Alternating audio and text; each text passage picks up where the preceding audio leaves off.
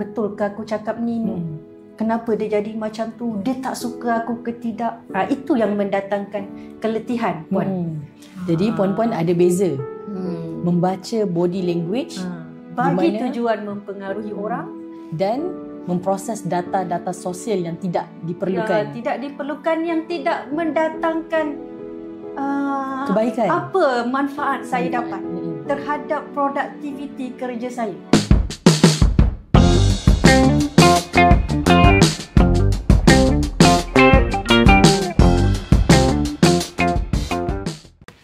Bismillahirrahmanirrahim. Assalamualaikum warahmatullahi taala wabarakatuh. Saya Raihan Hamzah. Kembali lagi kita dalam podcast dari Studio Grits. Hari ini saya bawakan tetamu istimewa, Puan Nur Hidayah Jaafar yang merupakan konsultan komunikasi di ABS, Ainun Business Group. Apa khabar Puan? Okay, khabar baik. Alhamdulillah. Sihat Puan? Sihat, Alhamdulillah. Hari ini nampak ceria. Ya, Puan juga. Puan, hari ni tema kita lebih kurang. Saya yang malamnya, Puan yang siangnya. Oh ya ke? Oh ya betul. Kita nampaknya ada kombinasi yang menarik hari ni ya Puan. Betul. Puan juga merupakan seorang tokoh wanita di bawah program Perantis. Ya, betul. Ya, di bawah Kementerian Pembangunan Wanita dan Masyarakat. Ya, Kementerian Pembangunan Wanita, Keluarga dan Masyarakat. Sekarang program ini masih sedang diteruskan? Ya, masih berjalan sehingga Mac 2026. Tahun depan. 6 bulan. Lama. Lebih kurang 50 orang di bawah bimbingan saya yang dilatih bagaimana mengaplikasikan teknik-teknik komunikasi yang betul bagi menaikkan daya pengaruh mereka di rumah dan di tempat kerja. Pesertanya adalah orang-orang perempuan? Pesertanya kesemuanya orang-orang perempuan, profesional daripada berbagai bidang, kerajaan, swasta, agensi, NGO, mahasiswa, suri rumah pun ada yang bekerja sendiri. Jadi tadi Puan sebut ya, nak belajar, Puan mengajar tentang komunikasi. Bezakan komunikasi di rumah dan di tempat kerja. Apa yang penting sangat Puan sampai perlu ada program, perlu belajar. Apa yang penting tu Puan? Mengapa orang-orang perempuan perlu belajar? Kita design modul latihan khas untuk perempuan-perempuan profesional ni kerana isu ini, puan-puan, perempuan tidak dapat membezakan peranan personaliti mereka di rumah dan di tempat kerja. Tidak dapat membezakan. Tidak dapat membezakan. Apa kesannya apabila orang perempuan ini tidak dapat membezakan gaya komunikasi mereka di rumah dengan gaya komunikasi mereka di tempat kerja. Dia terbawa-bawa personaliti seorang ibu, seorang isteri itu ke tempat kerja. Bahaya Puan ya, bahayanya. Di rumah sebagai contoh, dia micromanaging. Micromanaging anak-anak. Maksudnya anak-anak mesti buat bagaimana ibu buat, mesti berfikir bagaimana ibu berfikir. Jika di dapur itu ada SOP-nya, maka ibu atau isteri ini mahu anak-anak dan suaminya mengikut SOP piawaian di rumah. Bukan saja di dapur Puan. Di dapur. Washing machine tekan bagaimana, ampai baju, hanger warna apa. Betul, hanger mesti sama color supaya nanti bila digantung di almari sama warna pink, biru. Okay? Sidai baju tak boleh ada gulung-gulung. Belum lagi cara potong bawang, cara potong carrot. Jadi ada. Ya Puan, bukankah SOP cara begini bagus sebenarnya Puan? Mengapa tidak sesuai dibawa ke pejabat? Kerana setiap orang di tempat kerja kita ni ada pelbagai personality, pelbagai gaya berfikir, gaya bekerja, gaya bercakap. Di rumah kita boleh meletakkan kriteria dan standard-standard itu. Kerana di rumah kita adalah ibu. Kita yang menjaga rumah, menjaga emosi anak-anak kita, kita yang mengemas, memasak dan sebagainya.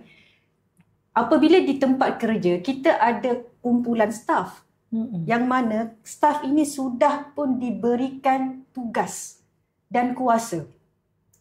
Di rumah, ibu ini boleh memindahkan tugas kepada anak-anak. Contohnya, abang kamu cuci kereta, kakak kamu basuh pinggan, adik kamu kemas permainan. Ibu menurunkan tugas. Tetapi kuasa itu tetap ada pada si ibu. Kuasa. Ibu masih lagi memegang kuasa. Berbeza. Maksudnya bila kena buat, bagaimana kena buat. Di tempat kerja, kita sebagai ketua, kita pindahkan tugas kepada staf kita bersama dengan kuasa. Delegate tugas mesti bersama dengan kuasa. Baru staf itu boleh berfikir sendiri bagaimana menyelesaikan masalah sendiri. Bila tidak berlakunya pengasingan ini, puan-puan, sikap micromanaging di rumah itu dibawa ke tempat kerja. Jadi dia mahu micromanage timnya macam dia micromanage anak-anaknya di rumah. Apa keburukannya puan apabila micromanage di tempat kerja? Merana lah puan-puan. Di rumah dia merana, maka dia membebeli anak-anak dan suaminya. Di tempat kerja dia juga merana, maka dia membebeli staf-staf dia. Kesiannya puan. Orang perempuan ni banyak merana. Ya. Baik. Puan, topik kita hari ni puan, mengapa orang-orang perempuan ni selalu letih? Dan banyak kajian puan, antara lelaki dan perempuan umurnya sama, tidurnya sama, kualiti tidurnya sama. Dan apabila bangun, orang perempuan ini masih letih. Dan menurut kajian ni lebih ramai, lebih tinggi peratusan orang perempuan ni letih. Yang itu. Jadi yang itu yang kita nak sembang puan dalam podcast hari ni. Saya tak mahu sentuhlah tentang fisiologi, hormon dan sebagainya. Itu Grits lebih pakar kan. Ada produk-produknya untuk menstabilkan hormon. Kita sebut daripada aspek perspektif komunikasi. Saya pun jumpanya kajiannya puan, perkara yang membuatkan perempuan ini letih sebenarnya puncanya datang daripada yang muda-muda. Yang kecil-kecil. Simple, yang kecil-kecil. Contohnya ada kajian mengatakan bahawa orang perempuan ini dia lebih sensitif kepada isyarat bukan lisan. Contoh, saya sedang bercakap dengan puan. Katakanlah ya, puan ini adalah rakan sekerja saya. Kita tengah berborak, kita tengah bersembang. Jadi orang perempuan apabila dia berkomunikasi dengan sesiapa sahaja, khususnya dengan rakan sekerja, selain daripada mereka ini memerhatikan, mendengar kandungan tu, konten percakapan tu, dia juga memerhatikan isyarat bukan lisan. Seperti mimik muka. Mimik muka, body language, kita panggil micro expression, gerak-gerak sikit kan. Kemudian nada suara, nada suara. Jadi contohnya apabila dia tengok kawannya itu tak pandang muka dia. Puan tak pandang muka saya ketika saya bercakap. Jadi orang perempuan akan sibuk membaca niat dia. Dia ni tak nak dengar aku cakap. Dia tak suka ke dengan apa aku cakap? Dia tu masuk pejabat, tiba-tiba pagi-pagi lagi dah menjeling. Dia bergaduh ke dengan suami dia? Kenapa muka dia tu berkerut-kerut? Kenapa dia tak lambat reply WhatsApp? Dia tak suka aku ke? Baca WhatsApp story kawan. Kawan tu cakap pasal artis, tapi dia terasa orang tu cakap pasal dia. Dia banyak membaca isyarat-isyarat bukan lisan. Jadi oleh kerana berlaku begitu, jadi orang perempuan waktu dia berkomunikasi, dia bercakap, dia banyak memproses data sosial. Data sosial itu daripada segi satu, data kontennya itu, konten percakapan itu diproses. data memek mukanya, eye contactnya, body language-nya, semua diproses. Itu menjadikan perempuan jadi keletihan emosi waktu berkomunikasi ni. Itu satu Puan. Puan, adakah perkara itu perkara yang negatif? Ada setengah perempuan memang sensitivitinya memang terlebih lah. Ya, betul. Tak bagus ke Puan?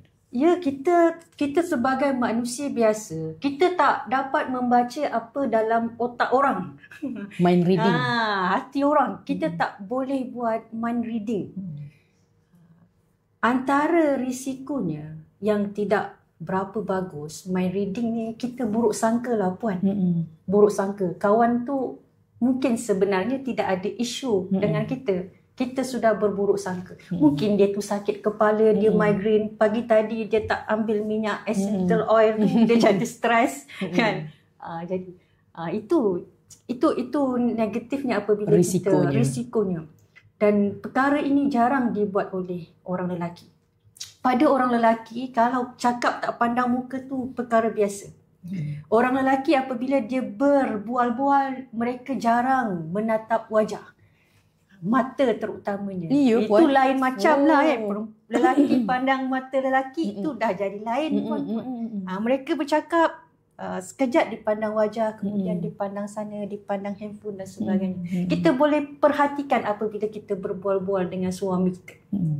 Bagi lelaki, diam itu adalah komunikasi. Dengar ya puan-puan. Diam adalah komunikasi. Sebagai contoh, dia nak tengok bola, dipanggil isterinya. Yang, mari duduk sebelah abang, teman abang tengok bola. Kemudian dia tak bercakap apa-apa dengan kita. Itu sedang berkomunikasi lah tu puan. Itu mereka sedang berkomunikasi. Itu tandanya suami kita sayang kita. Puan-puan. Apabila dia mahu mengajak kita melakukan aktiviti bersama-sama yang dia suka. Dia suruh teman kita basuh kereta, walaupun kita buat acah-acah, gosok-gosok tayar pun, bagi dia, ini adalah cara dia membina hubungan. Berbeza dengan perempuan, cara mereka membina hubungan melalui bercakap-cakap. Semakin banyak perkongsian perasaannya dengan suami, maka itu sebagai bahasa cinta orang perempuan. Bahasa cinta orang lelaki adalah melakukan aktiviti bersama-sama. Dan juga dia meminta isterinya supaya buat apa yang dia suka.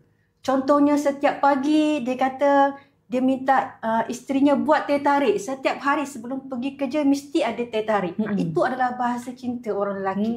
Yang bahagianya pada suatu hari dia tak minta kita buat teh tarik. Dia kata tak apalah, abang boleh minum kat luar. Ayang tak payah buat teh tarik sebulan. Itu tanda-tanda bahaya. Puan-puan, mengapa suami kita tidak meminta kita melakukan sesuatu yang biasa dia minta kita lakukan? Itu bezanya. Keletihan itu datang daripada proses banyak data. Memproses. Tidak ada skill menapis. Skill menapis data sosial yang dihadapkan di depan mata dia. Okey puan. Jadi penonton ataupun pendengar-pendengar podcast hari ini, objektif saya puan, apabila mereka mendengar podcast ini, mereka perlu tahu dengar je apa yang perlu aku ubah, apa yang boleh aku perbaiki supaya esok bangun pagi ni dah kurang letihnya. Peratusan letihnya tu semakin kurang. Baik, jadi untuk poin yang pertama ni puan, apabila seorang perempuan banyak memproses data-data yang tidak penting selain daripada konten, bagaimana jika mereka secara automatik lah dah terproses? Terproses. Apa yang patut mereka lakukan ataupun cara untuk mereka mengurangkan?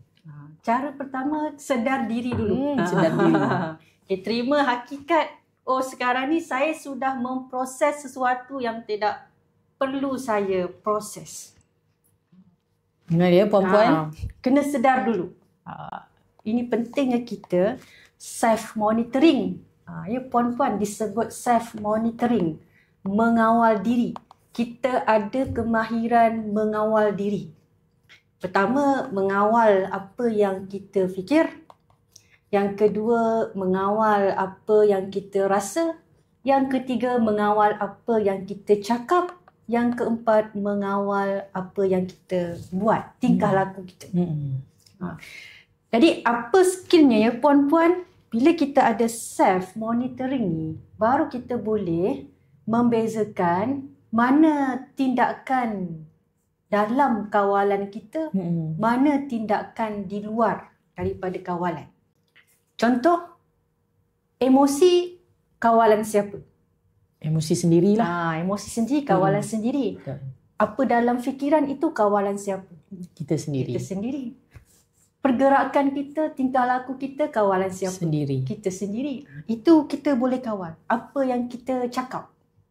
Bila kita bercakap. Di mana kita bercakap. Itu kita boleh kawal. Kita kawal yang itu.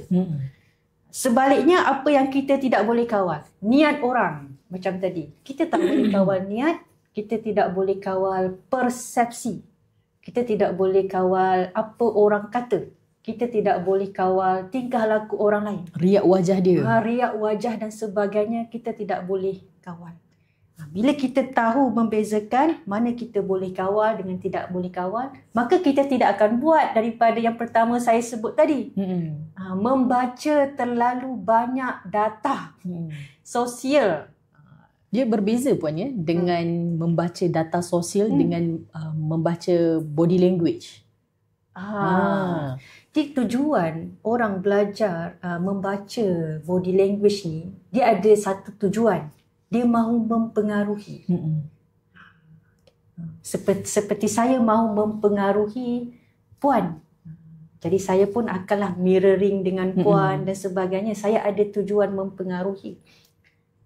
Jadi saya melakukan perkara itu kerana ada objektif yang saya mahu capai. Objektif. Ada KPI, itu akan menjadi rekod reputasi saya berjaya mempengaruhi puan. So saya pun akan gembira. Ada kepuasan.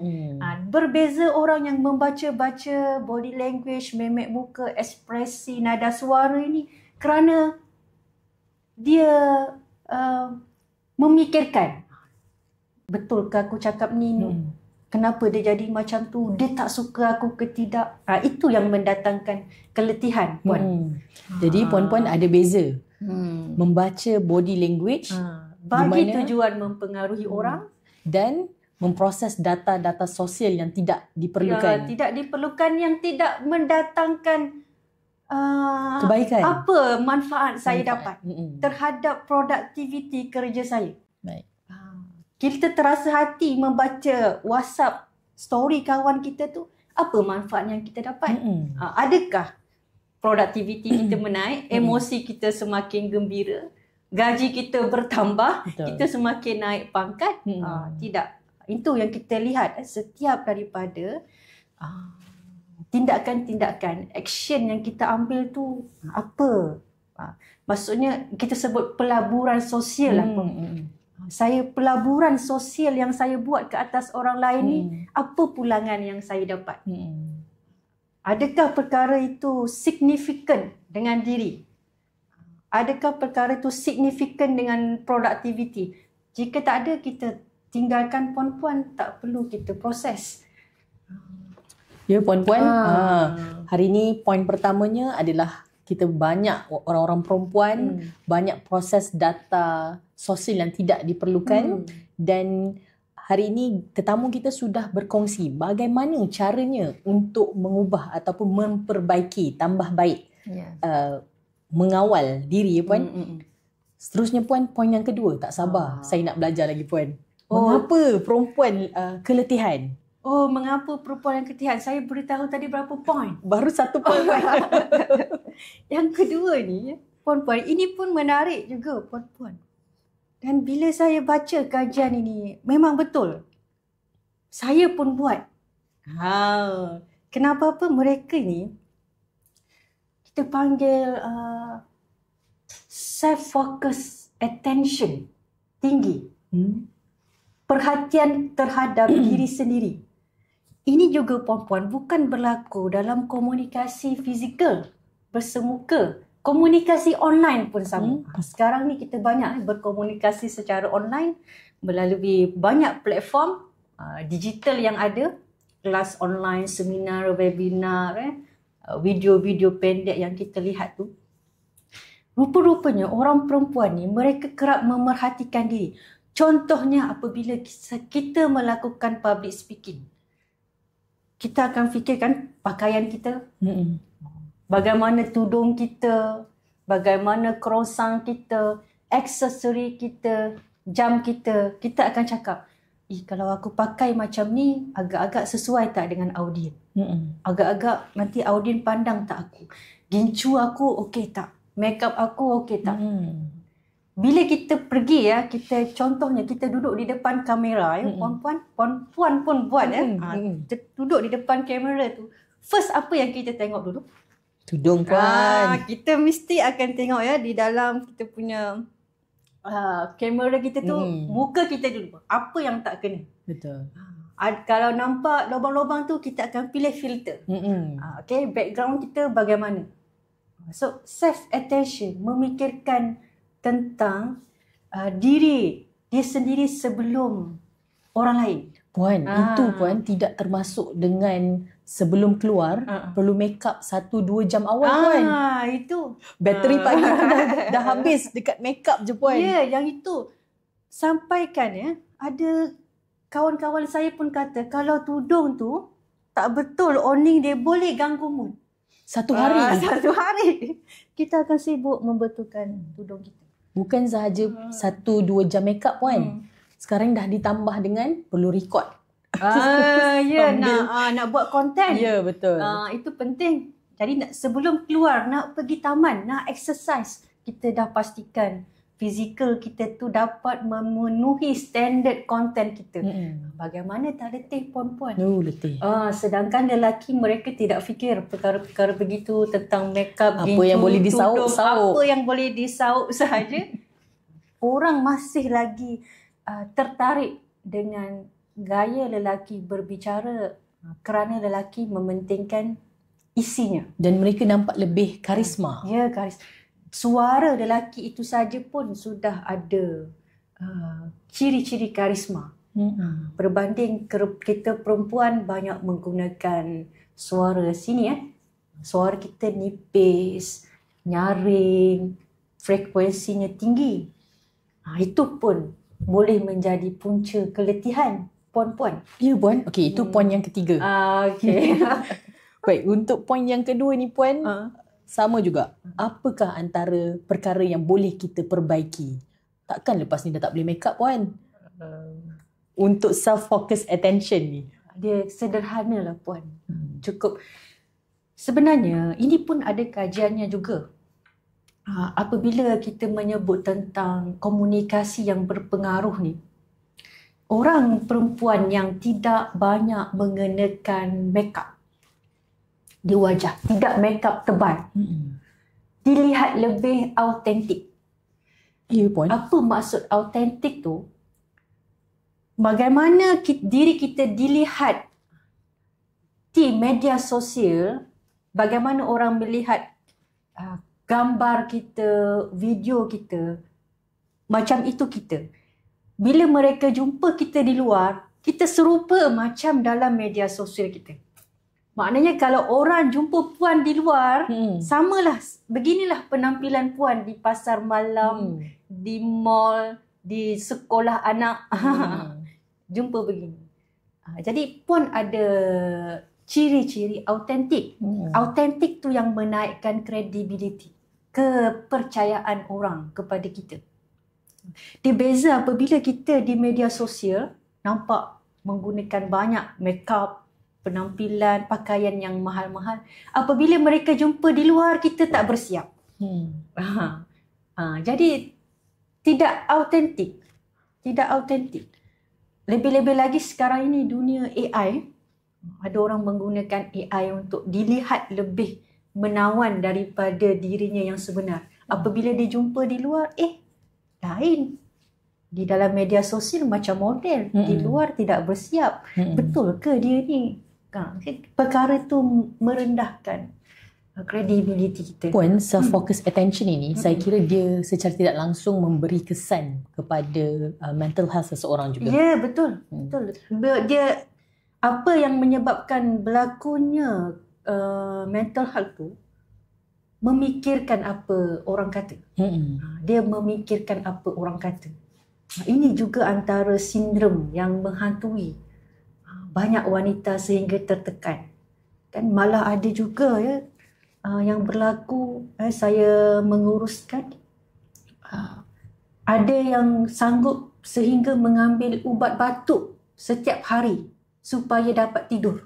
Puan, mungkin dia tak jumpa lagi lah essential oil grade ni, jasmine lah, rose apa ni dia tak jumpa.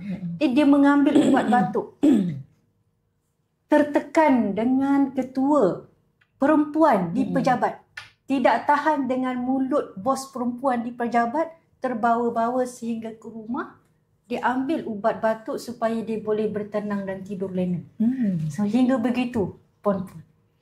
Apabila dia memikirkan cakap bos perempuannya itu di pejabat, dibawa pulang ke rumah sehingga ke dalam tidurnya. Bagaimana puan tak nak fikirkan apa yang bos cakap tu puan? Yang saya ajarkan tadi, asingkan perkara di dalam kawalan, di luar kawalan. Yang signifikan dengan tidak signifikan dengan diri kita. Asingkan, ini paling penting puan-puan, skill yang seterusnya, kita mengasingkan di antara isu dan diri orang itu. Apa yang menyebabkan perempuan ini tertekan? Dia membawa masuk dirinya dalam isu itu. Contoh, apabila dia membaca isu kecurangan artis di media sosial, dia membawa dirinya masuk dalam isu kecurangan artis tersebut. Seolah-olah isu tu dia yang punya. Jadi reaction dia puan-puan, dia marah, dia menyampah, dia tak suka. Walhal kecurangan itu rumah tangga orang lain. Tapi perasaan dia tu seolah-olah macam dia sendiri sedang mengalami problem itu. Dia marah lah, dia kata, contohnya apabila seseorang itu sudah memasukkan dirinya di dalam isu tersebut, dia akan kata, menyampahlah aku tengok suami orang tu. Kenapa pula dia menyampah? Sedangkan itu bukan suami dia. Itu bukan isu dia. Jadi itu adalah tanda-tanda kita sudah bawa masuk ke dalam lurah masalah orang lain, ke dalam gaung. Kita membawa diri kita masuk ke dalam gaung. Banyak lagi puan-puan kita boleh lihat perkara ini di media sosial. Reaction yang ditunjukkan oleh orang-orang perempuan apabila mereka tak dapat mengasingkan di antara diri orang dengan isu. Dia sendiri dia rasa kepunyaan terhadap isu tersebut sehingga dia melepaskan emosinya kepada bukan orang. Sahaja kepunyaan isu tu puan. Individu artis tu pun seperti dia punya. Seperti dia yang punya. Saya ni peminat, awak tu saya punya. Dia sampai begitu. Ini contoh yang banyak berlaku di media sosial. Di tempat kerja pun begitu. Kita sebagai ketua perempuan, apabila kita menghadapi isu tingkah laku staf kita, kita selesaikan tingkah lakunya. Kita betulkan tingkah lakunya. Kita betulkan produktivitinya. Kita betulkan kerjanya. Apa SOP bagi menjadikan kerjanya itu betul. Kita bukan betulkan orangnya. Puan beri contoh kan? Contoh, kita nak diri pekerja tu jadi macam diri kita, yang kita nak. Kita nak staff. Contohnya kita nak staff yang setia. Kita nak staff yang ikhlas. Buat kerja tu cuba ikhlas sikit. Ikhlas. Kita mahu staff yang sanggup berkorban. Kita mahu staff yang pembersih. Jadi apabila kita nampak ada mak yang tak dibasuh, ni, kenapa dia ni pengotor sangat? Kamu ni, kita. Jadi apabila kita fokus kepada diri, itu yang puan-puan, kita akan mengkritik diri orang. Kita akan menyindir. Kita akan memberi label negatif. Kita akan membebel. Dan semua itu membuatkan kita semakin letih. Ya, semakin letih. Fokus kepada diri. Sebaliknya, bila kita fokus kepada kerja, kita akan semak apa yang tak kena dengan SOP kerja. Okay. Bagaimana aku nak pastikan dia ini lepas minum basuh cawan sendiri. Bagaimana? Kita tak dapat menjadikan dirinya itu sebagai pembersih. Tak dapat nak betulkan. Itu memang sikap semula jadi sejak daripada dia kecil contohnya. Dia membesar dengan cara yang macam itu. Cawannya makna yang basuh. Di tempat kerja dia kena basuh sendiri. Bagaimana saya nak pastikan dia basuh cawan? So, ada SOP. Boleh buat SOP pun SOP, untuk cawan. menjaga kebersihan. Selepas gunakan pinggan mangkuk, sila basuh. Ada setengah orang fikir takkanlah benda tu pun nak jadikan SOP. Itulah yang dia jadi letih tu puan-puan. Dia tidak mencipta alat. Dia tidak ada alat komunikasi. Dia menjadikan dirinya sebagai kiranya mulutnya. Bila kita tidak ada SOP kerja, maka kita akan gunakan mulut kita. Lebih banyak kita guna mulut. Contohnya paling mudah di rumah. Itu SOP di tempat kerja ya. Di rumah. Kita bahagikan tugas dengan suami kita. Suami kita setiap hari perlu buang sampah. Itu SOP. Itu sudah biasa. SOP, saya masak, abang buang sampah. Kita nak cakap setiap hari ke puan, abang tolong buang sampah dah busuk, abang ni sampah ni, abang sekian. Setiap hari kita nak cakap. Penat kita puan-puan. 10 kali kita cakap belum tentu lagi dia nak buang. Sampai kita kata sampah tu boleh jalan sendirilah. Kalau boleh sampah tu jalan sendiri, memang dah lama dah ya. Kita tidak perlukan bantuan suami. Jadi bagaimana kita nak elakkan bercakap itu? Jadi setiap pagi, setiap malam ikat sampah, letak di depan pintu. Gantungkan di depan pintu. Suami kita nampak lalu dia tersepak, dia akan angkat sampah tu dan buang. Tak perlu bercakap. Tak perlu kita bercakap. Tu bezanya. Suami kita lagi banyak kita cakap, lagi dia tak buat. Itu yang berlaku tu puan-puan. Kita selalu mendengar aduan. Semakin saya membebel, dah 10 tahun saya kahwin, 10 tahun saya membebel, tak ubah-ubah perangai dia. Bukan saja suami puan, anak-anak pun sama. Dia cakap. Dia salahkan orang lain. Maknanya dia nak orang lain berubah. Maksudnya apabila dia membebel, orang itu wajib berubah. KPI-nya. KPI-nya berubah. Itu kepuasan dia. Apabila dia membebel, orang itu tidak berubah. Disalahkan orang itu. Dia tak semak alat komunikasi yang digunakan tu. Adakah membebel saya ini betul ataupun silap? Adakah membebel itu efektif? Adakah membebel saya ini efektif? Rupa-rupanya 10 kali saya membebel kepada suami dan anak-anak, mereka ini tidak bergerak, bertindak. Itu maksudnya teknik bebelan tidak sesuai. Saya perlu guna teknik yang lain. Barulah kita berubah puan. Baru kita berubah. Apa yang tak kena dengan cara komunikasi saya, baru kita berubah. Tapi kalau kita kata apa tak kena dengan dia ni, banyak kali cakap dia tak dengar. Bila nak berubah? Letih. Asyik bercakap. Asyik dah banyak kali cakap. Dah banyak kali nasihat. Pesan masih tak berubah. Dah letih. Dah letih. Jadi kita bila ada sesuatu komunikasi itu tidak efektif, kita semak cara kita menyampaikan mesej itu. Cara kita. Itu yang disebut tadi awal-awal tu puan. Apa yang ada dalam kawalan kita. Cara kita menyampaikan mesej itu dalam kawalan. Jadi kita betulkan. Respon orang lain itu di luar kawalan. Kita sukar untuk betulkan. Jadi dengan cara itu puan-puan baru kita berubah. Bukan hanya kita mahu orang lain berubah. Puan, seperti objektif saya tadi, pendengar-pendengar yang mendengar podcast hari ini, selepas mereka mendengar, mereka boleh aplikasikan. Jadi untuk isu keletihan membebel ni Puan, apakah solusi, apakah ayat ataupun skrip yang sesuai untuk mereka, orang-orang perempuan disampaikan di rumah terutamanya? Okey, apakah jenis komunikasi supaya boleh gantikan membebel itu kepada ayat lain? Dah tak larat nak penat ni Puan. Okey, dah penat ya. Kita yang bercakap topik ini pun penat perempuan. Sebut perkataan membebel tu pun dah ada konotasi yang negatif. Betul. Kita pun jadi letih. Yang ni puan-puan, kita kembali semula kepada prinsip komunikasi.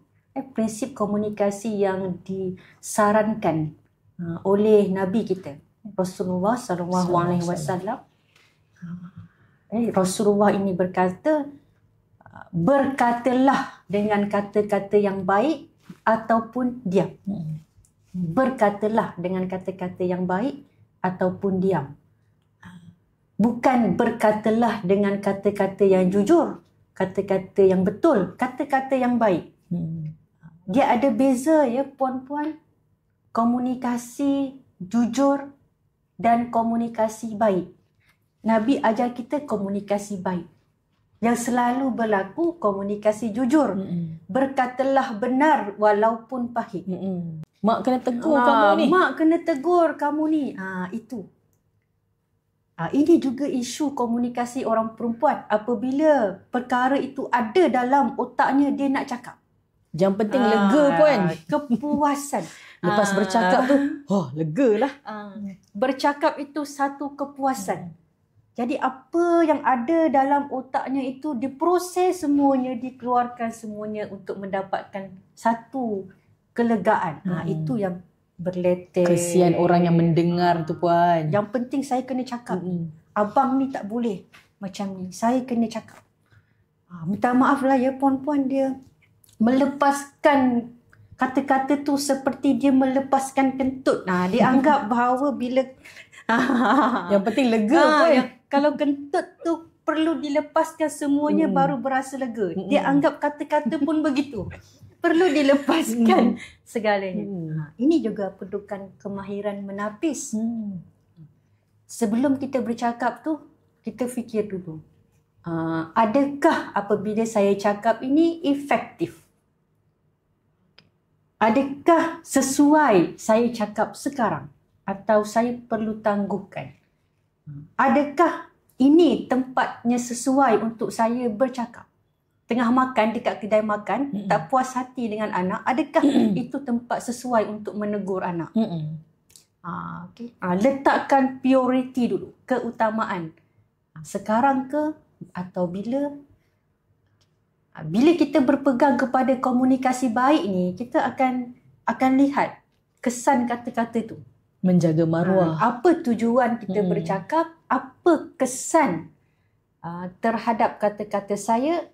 Adakah kata-kata itu menjaga maruah orang lain? Menjaga maruah orang lain. Menjaga maruah orang lain ini lebih penting daripada kita menegurnya. Maruah ini nombor satu. Mengapa maruah ini nombor satu ya puan-puan? Bila kita berleter, contohnya, respon orang yang dileteri itu macam mana? Contohnya kita berleter kepada suami kita. Apa respon suami kita? Diam. Dia diam. Tunduk ke bawah. Tunduk ke bawah.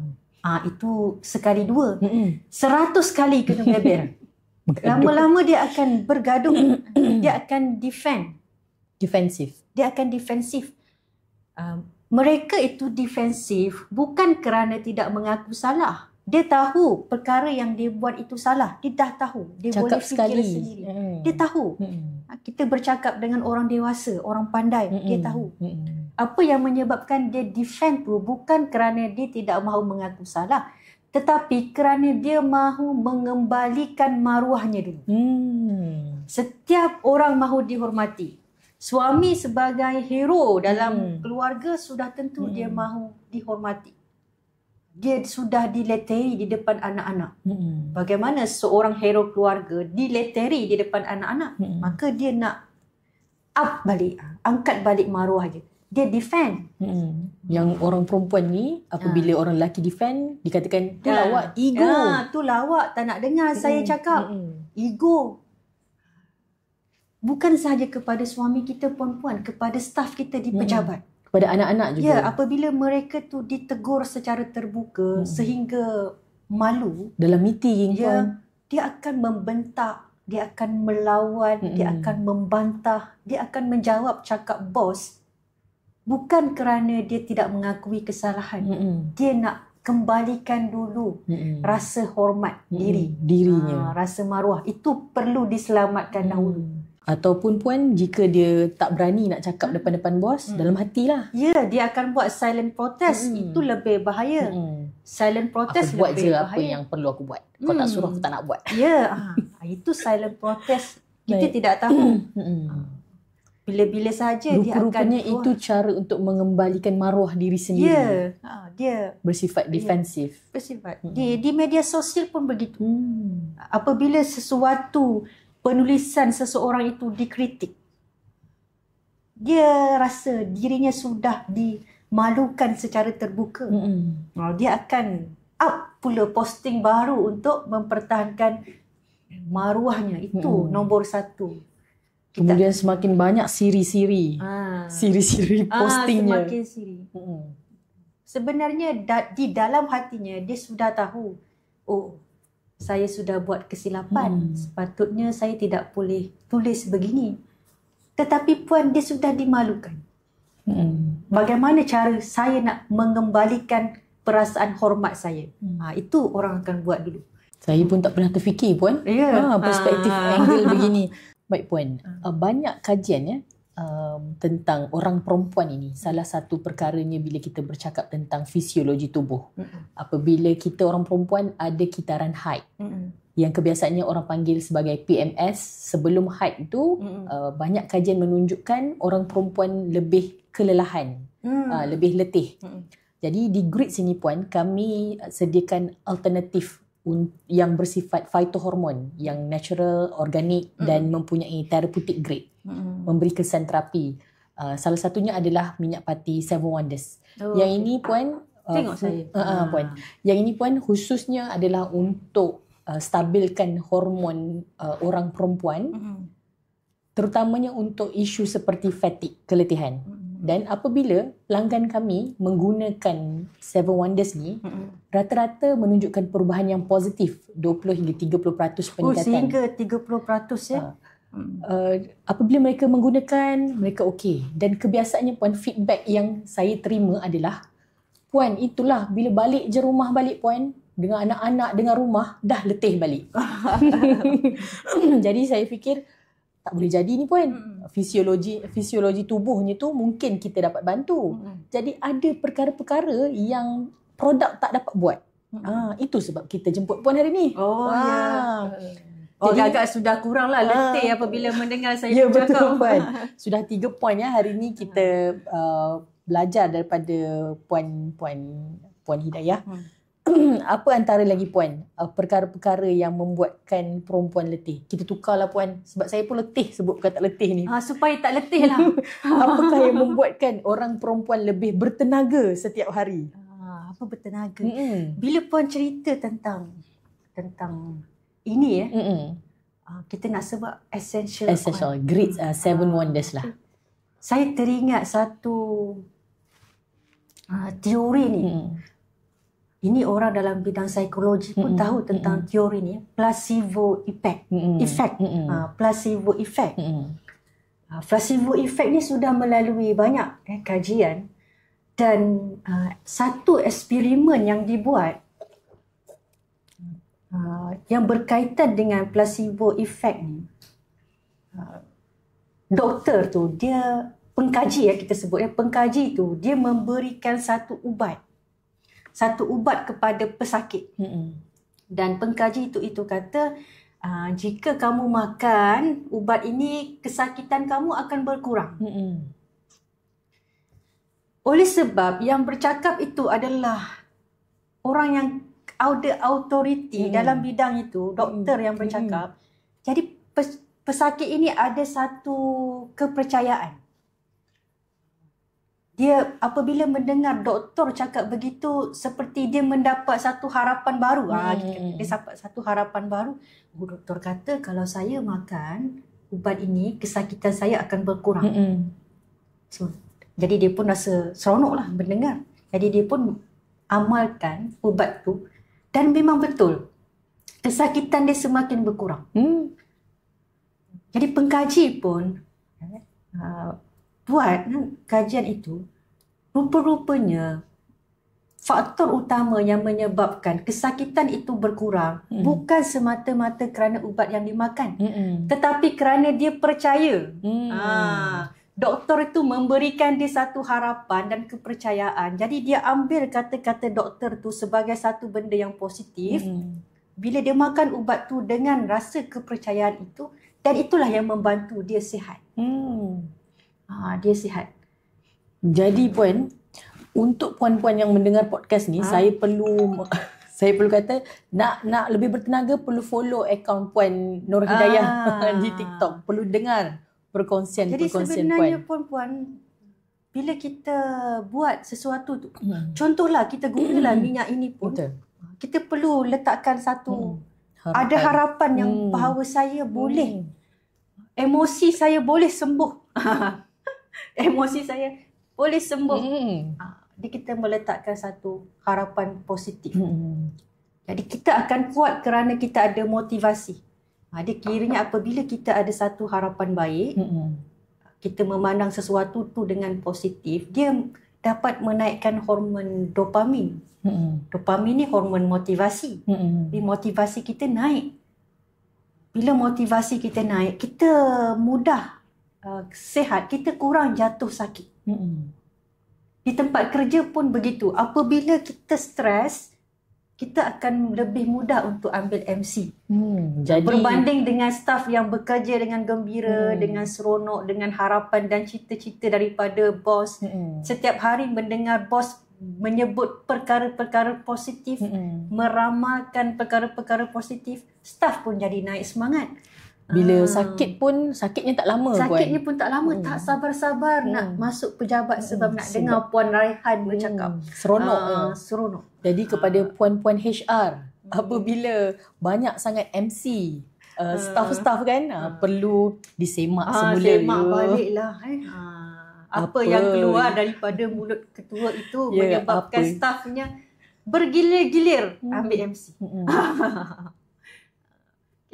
Hari ni yang itu migraine, esoknya sakit perut. Sakit perut. Itu tanda-tanda penyakit stres. Penyakit psikologi Puan. Sakit psikologi sakit memang memberi kesan kepada fizikal kita. Ini memang ada kajiannya. Orang yang sentiasa positif, minda mereka sentiasa optimis, hidup mereka lebih bahagia dan mereka kurang jatuh sakit. Baik. Puan, bagaimana untuk bantu lagi orang-orang perempuan ni bertenaga setiap hari?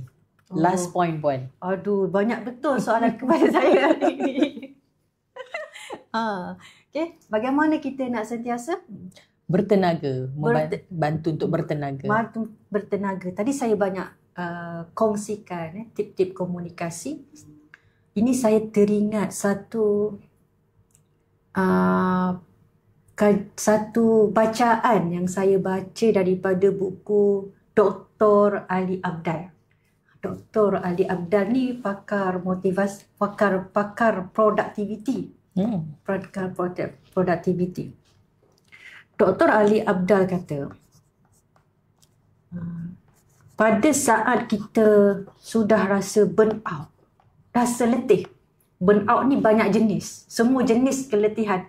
Tidak silap saya baca ada 4 jenis burn out. Ada 4 jenis burn out. Boleh baca buku tersebut. Apabila kita dalam fasa burn out, cara untuk kita bangkit adalah cari sesuatu yang boleh menyebabkan kita gembira. Mesti keluar daripada duka itu kepada gembira. Orang sebut healing. Healing budak-budak Gen Z sekarang ni. Healing. Kena cari. Bila kita gembira, baru produktiviti kita naik. Dia ada kitaran ni perempuan. Dia bermula dengan perasaan gembira. Bila dah gembira, produktiviti kita naik. Bila kita produktiviti kita naik, maka kerja kita bagus, hasilnya bagus. Bila hasilnya bagus, kita akan gembira semula. Itu jadi kitaran. Jadi bila gembira semula, produktiviti naik, hasil kerjanya bagus, kita gembira. Jadi ada kitaran itu. Kita nak pastikan kita duduk dalam kitaran itu, puan-puan. Itu tip penting. Jadi panduan daripada saya, bila kita sudah rasa letih, rasa burn out, emosi tidak stabil dan macam-macam stres di tempat kerja, buat sesuatu untuk kita rasa gembira. Jaga 4. 4 ini saya dapat formula 4 ini daripada Dr. Rizal Abu Bakar. Jaga, dia kata jaga otak. Otak. O yang pertama tu otak. Jaga otak kita, mental. T yang kedua, tidur. Jaga kualiti tidur, pastikan cukup tidur. Tidur yang berkualiti. O, T, yang ketiga A, activity. Exercise, keluar makan-makan dengan kawan, pergi bercuti dengan keluarga dan sebagainya.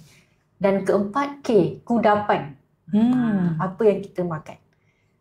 Pertama, jaga fikiran kita, otak, tidur, aktiviti, kudapan. Jaga 4 ini, kita akan dapat apa yang saya sebut tadi, gembira. Gembira, perlu jaga gembira. otak. Jaga OTAK. Puan-puan. Okey puan. Mungkin puan boleh sentuh sedikit tentang komunikasi harian, bahasa-bahasa yang sesuai orang perempuan gantikan, gunakan apabila mereka bercakap tentang orang perempuan suka bersembang-sembang, suka berbonding-bonding. Orang perempuan ni bila semakin banyak bercakap dengan bertukar-tukar cakapnya tu, barulah dikatakan akrab. Betul-betul. Cumanya adakah akrab itu, bonding-bonding, komunikasi itu memberi kesan baik pada diri? Antara kebiasaan orang perempuan selalu sebut masalahnya. Nak tahu tak masalahnya? Jadi topik perbualan orang-orang perempuan ni puan biasanya tentang orang lain, tentang masalah pagi tadi dan tiada solusi pun. Dia nak bersembang-sembang, sembangnya tu mesti masalah. Berbeza dengan orang lelaki kan puan? Ada juga kurang. Dominannya selalu dikaitkan dengan perempuan. Dalam Grab pun, orang perempuan naik Grab bersembang dengan pemilik Grab tu, pemandu Grab e-hailing. Itulah masalah politik Malaysia. Semuanya kita sembang tentang masalah kan. Jadi apakah puan berilah sedikit tips yang mereka boleh ubah tukar melalui perkataan masalah ni, apa yang boleh dibincangkan menjadi topik perbualan? Okey. Yang ni ya puan-puan, saya teringat dengan apa yang saya tulis semalam tentang dapatan daripada seorang pakar psikologi terkenal, Dr. Norman Wright. Dr. Norman ini mengatakan ada 2 golongan komunikator. Pertama tu kita sebut golongan amplifier. Amplifier ni jika di radio tu penguat suara. Yang kedua golongan condenser. Condenser ni pemampat suara. Penguat suara dan pemampat suara. Banyak wanita duduk dalam golongan pertama. Amplifier. Amplifier. Apa ciri-ciri golongan amplifier ni? Yang pertama, mereka ni banyak menggunakan ayat-ayat alasan. Contoh, bila kita beri alasan, kita akan sebut sebab, kerana, mengapa, disebabkan. Semuanya kena ada sebab. Semua adalah ada alasan. Yang kedua, mereka ni banyak menggunakan ayat-ayat dialog. Banyak memberikan contoh-contoh. memberikan penerangan yang panjang lebar, terlalu detail, memberikan maklumat yang berlebihan. Kemudian sering mengaitkan satu perkara dengan perkara-perkara lain. Banyak topik. Dalam satu perbualan tu banyak topik. Kita dapat kesan ciri-ciri ayat ini Puan ada pada waktu bila? Waktu kita membebel. Waktu kita membebel, kita akan bagi penerangan yang berulang-ulang. Poinnya satu, ayatnya 10. Penerangan yang berulang-ulang. Kita akan semput. Dulu awak semalam dah lah awak tak angkat baju, hari ni awak tak angkat baju lagi. Anak tu saya nak pergi tengok, dah masuk topik lain. Topik anak pula. Saya tak masak lagi ni, dah masuk topik tak masak. Yang 10 tahun dulu pun awak buat yang sama. Ya, ingat dulu. Dia buka kepada kisah silam. Adalah contoh-contoh dia pun bagilah. Ingat tak awak cakap dulu sekian. Dia dah awak masuk janji kepada apa dulu? Awak kata kepada saya begini. Dia dah sebut dialog tersebut. Menyebabkan perkara yang hanya boleh disebut dalam 1 hingga 2 ayat sahaja menjadi 30 minit, 1 seperti jam. karangan bahasa Melayu 2 muka surat. Itu golongan amplifier. Berbanding dengan golongan kondenser ini cenderung kepada lelaki. Lelaki ini cakapnya sedikit. Satu kita tanya, satu dia jawab. Satu kita tanya, satu dia jawab. Dan antara ciri-ciri bahasa lelaki ini puan-puan, mereka ini bahasa mereka objektif. Fokus dan objektif. Apa ditanya itulah yang dijawab. Jika dalam peperiksaan itu markahnya lebih tinggi, memenuhi skema soalan tepat. Ringkas, padat, tepat. Markahnya lebih tinggi. Yang golongan amplifier ni markahnya tak tahu nak beri berapa, dia mengelirukan. Apa sebenarnya yang dia ni nak cakap. Jadi puan-puan, kita ni nak pilih yang mana? Nak jadi golongan yang amplifier, yang bercakap secara berlebihan ini, ataupun nak jadi seperti golongan kondenser yang bercakap 1-2 ayat ini. Kita berbalik semula kepada prinsip komunikasi yang Rasulullah anjurkan kepada kita. Saya sudah terangkan tadi. Panjang ke, pendek ke, tidak penting. Yang penting cakap kita tu cakap yang baik. Efektif ke tak efektif. Kita boleh mulakan budaya ini puan. Kita boleh mulakan budaya baru ni. Untuk orang-orang perempuan yang banyak keletihan. Kita juga tidak boleh asyik menyalahkan hormon. Betul. Dah tiba masanya untuk kita mulakan budaya baru. Tidak semestinya dengan bercakap banyak itu efektif. Tidak semestinya bercakap banyak itu sahajalah baru boleh bonding-bonding. Ya, betul. Betul. Okey puan, alhamdulillah kita hampir 1 jam sesi hari ini. Mungkin puan nak buat penutup sedikit. Okey, baik puan-puan. Penutup saya, kita ingat kepada apa yang disarankan oleh Nabi. Berkata baik, jika tidak ada sesuatu yang baik untuk kita katakan, lebih baik kita diam. Alhamdulillah. Yang kedua, kita kawal apa yang dalam kawalan kita. Dan yang ketiga, kita berikan lebih fokus kepada orang yang signifikan dalam hidup kita. Suami kita, anak-anak kita, rakan sekerja, staf kita di pejabat. Mereka ini orang-orang yang akan menaikkan diri kita tu daripada tangga ke-1 naik ke tangga yang ke-10. Mereka yang akan membawa diri kita. Tidak perlu dilayan perkara-perkara yang viral. Yang viral di media sosial yang tidak pun signifikan dengan hidup kita dan tidak membantu kepada kejayaan kita. Itu cara kita mendapatkan ketenangan dan kegembiraan tersebut. Proses apa yang ada dalam kepala kita ni tapis. Proses dahulu apa yang ada dalam kepala kita ini tapis, baru kita keluar daripada mulut kita. Tak semua apa yang kita fikir, kita rasa, kita perlu keluarkan daripada mulut kita. Jadi Paling penting sebenarnya kita akan mendapat respon sebagaimana apa yang kita cakap. Apa yang kita cakap, itulah respon yang kita akan terima. Kita nak respon yang bagaimana, kita sebenarnya yang boleh tentukan. Respon yang bagaimana dengan cara kita mengawal mulut kita. Istilahnya puan-puan, ada SOP mengurus mulut. Jadi hari ini sepanjang 1 jam ini saya terangkan kepada puan-puan, inilah dia SOP mengurus mulut supaya kita tidak mengalami keletihan emosi. Okay. Puan, terakhir Puan. Ada banyak betul daripada tadi terakhir. Saya proses data sosial ni Puan. Okey. Puan bercakap sepatah-sepatah. Tak sama macam orang perempuan yang lain, orang-orang perempuan lain bercakap. Apa kebaikan Puan bercakap sepatah-sepatah ni Puan? Saya tak letih. Itu bezanya. Saya boleh sambung podcast ini sampai petang. Ini cara kita mengawal energi kita, puan-puan. Suara kita, setiap penggunaan suara ni dia melibatkan energi.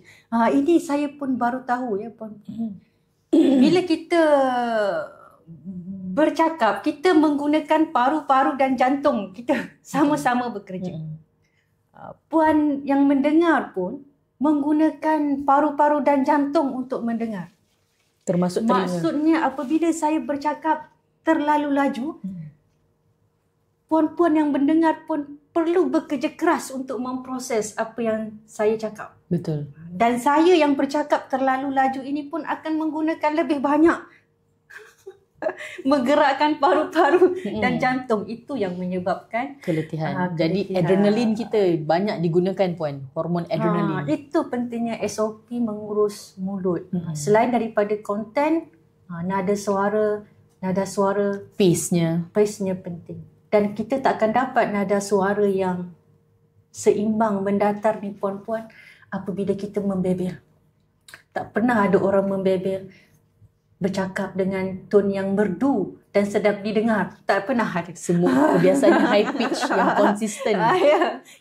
Kebanyakan dia macam gempa bumi 9 skala Richter. Tak pernah ada orang boleh berada pada fasa 1 skala, tak pernah. Puan-puan, saya belum pernah lagi. Bagaimana nak belajar cara bercakap macam Puan ni? Nak dapatkan, bolehlah dapatkan coaching daripada saya. Puan Raihan pun ada bakat itu, bercakap secara kita panggil sebutir-sebutir. Itu Puan, selepas saya tengok video Puan berkali-kali, saya nak belajar cakap macam Puan Hidayah ni. Okey. Ini boleh dilatih. Ini tiada kaitan dengan kelemahan peribadi, dengan personality. Ini skill yang boleh dilatih. Jadi mana-mana bos perempuan yang mahu belajar boleh hubungi Puan Hidayah. Ya, boleh. InsyaAllah saya boleh latih. Puan, ini soalan akhir ya. Tak ada yang terakhir lagi ya puan. Okey, alhamdulillah. Terima kasih semua. Kita berjumpa lagi. Ada rezeki kita jemput lagi Puan Hidayah. Mana tahu ada SOP yang lain. Hari ini kita belajar tentang SOP menjaga mulut. Mengurus mulut. SOP mengurus mulut. Untuk elakkan keletihan. Baik, terima kasih. Saya Raihan Hamzah. Puan Hidayah. Assalamualaikum. Assalamualaikum. Selamat sejahtera. Kita jumpa lagi.